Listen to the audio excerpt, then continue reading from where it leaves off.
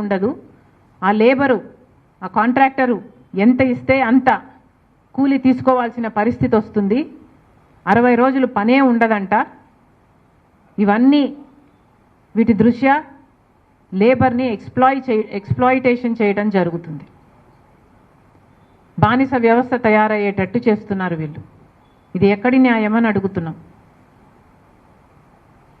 అందుకే కాంగ్రెస్ పార్టీ ఈ విధానాన్ని వ్యతిరేకిస్తుంది. కాంగ్రెస్ పార్టీ మళ్ళీ హెచ్చరిస్తుంది మోడీ గారిని, చంద్రబాబు గారిని, ఈ బిల్లుకు మద్దతు ఇచ్చిన చంద్రబాబు గారిని కూడా కాంగ్రెస్ పార్టీ హెచ్చరిస్తుంది. ఇది చాలా ప్రమాదకరమైన బిల్లు. వీబీ గ్రామ్ అన్నది చాలా ప్రమాదకరమైన బిల్లు.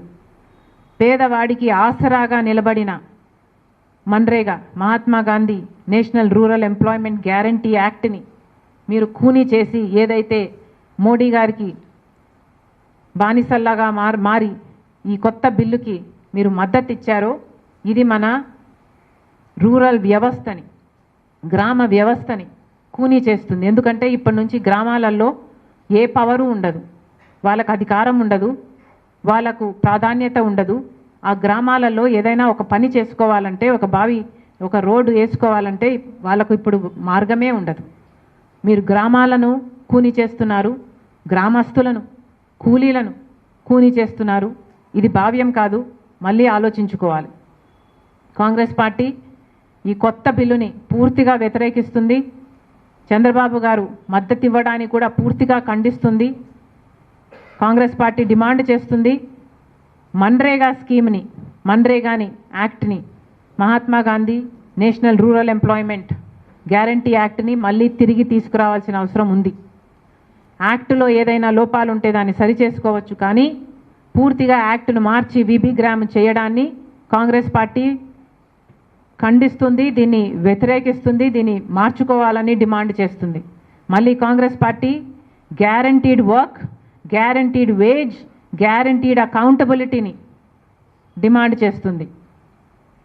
నేషనల్ మినిమం వేజ్గా 400 రూపాయలు ప్రతిరోజు కూలీకి ఇచ్చేటట్టుగా యాక్టులో చేర్చాలని కూడా మన్రేగా యాక్ట్ని మళ్ళీ తీసుకురావాలి. ఈ కొత్త యాక్ట్ని రివోక్ చేయాలని కాంగ్రెస్ పార్టీ డిమాండ్ చేస్తుంది.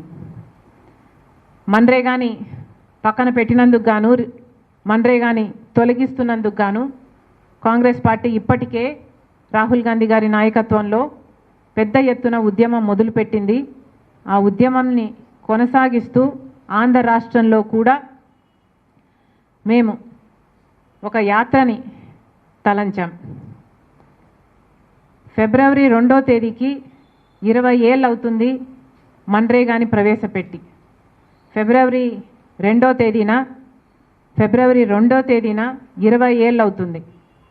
ఫిబ్రవరి 2, 2006లో రాజశేఖర్ రెడ్డి గారు, సోనియా గాంధీ గారి నాయకత్వంలో, మన్మోహన్ సింగ్ గారి సమక్షంలో ఇది లాంచ్ చేయడం జరిగింది.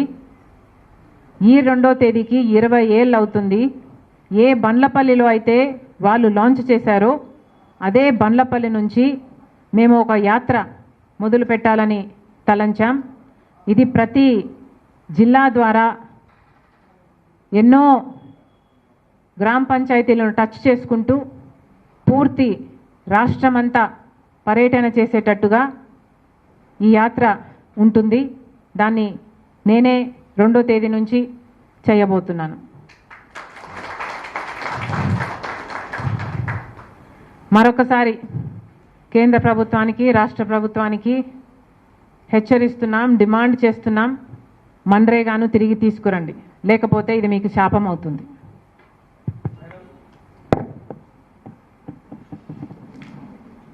ఈ యాత్రకు సంబంధించి ఒక పోస్టర్ని లాంచ్ చేస్తున్నాం.